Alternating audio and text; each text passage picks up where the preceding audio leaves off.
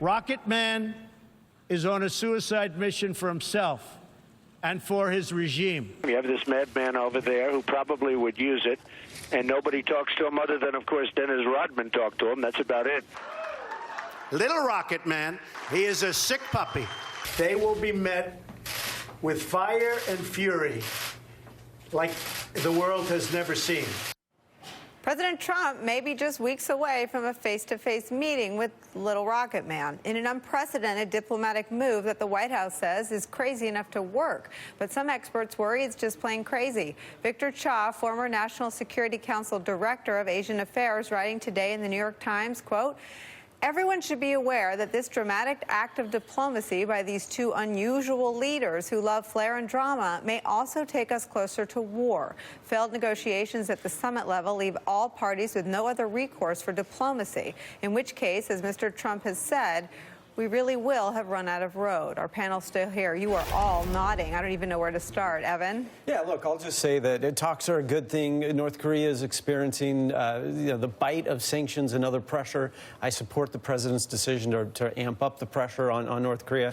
But look, he's making a move here that will strengthen North Korea. If he meets them, he will validate their regime, and that will make it more difficult. It will make it tangibly more difficult for us to constrain North Korea in the future. It's not just a diplomatic a piece of diplomatic etiquette. These things have consequences.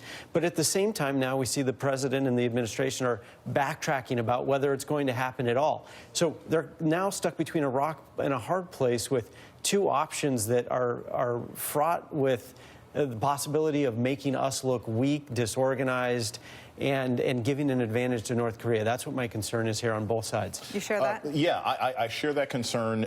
It gives them validation, which is what we don't want to do with a leader whose sort of power is all about propaganda. But also this, remember, we don't have a South Korean ambassador. We have so many people in our administration who aren't prepared.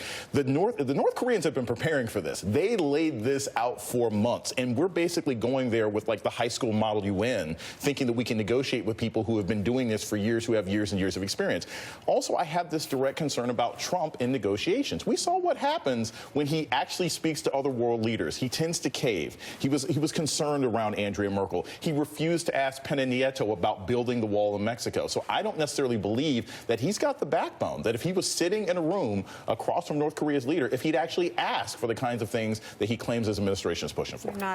I think that it is all of our hope that you could probably find something that would happen positive. But let's be realistic. We are talking about no South Korean ambassador. There's no infrastructure to manage a meeting going in or coming out that would bear fruit. You're dealing with two volatile people that have very suspicious motives if there is a meeting at all. Kim Jong Un wants validation. He wants to show he did what his father and grandfather couldn't do, and that is get a sitting president to sit with them. And Donald Trump is the same man that used to call reporters as his own press agent. He knows how to flip a story. When we call this a diplomatic move, it's a media move to get Stormy off the front page. So you agree with Scarborough? Absolutely, I agree with Scarborough. Who do you know calls reporters and say, I'm the press agent, and you're already a multimillionaire? So he knows how to change the story, which is why they're doing the moonwalk now on whether we even are going to have a meeting. Let me ask you a question about guardrails. All the stories, Gabe Sherman has a new piece out saying, according to 5 Republicans close to the White House, Trump has diagnosed the problem as having the wrong team. He wants another turnover of staff. Sources say the first officials to go be Kelly and McMaster. It is a move that we hope works out. It is audacious, but really, what are the chances of success without any? Well, he doesn't read the PDB, so who around him is advising him? That's a great question. Look, he doesn't have an ambassador to South Korea. He's obviously not talking to his Secretary of State. Obviously. He's not talking to his area specialists, obviously. He's playing a game of telephone with the most dangerous regime on the planet. It's not even clear he knows firsthand what the North Koreans have offered to the South Koreans. And he's going to make an agreement to go over there already? It is extraordinarily dangerous. There are no guardrails on this president right now. All right, we have to sneak in one more break. We'll be right back.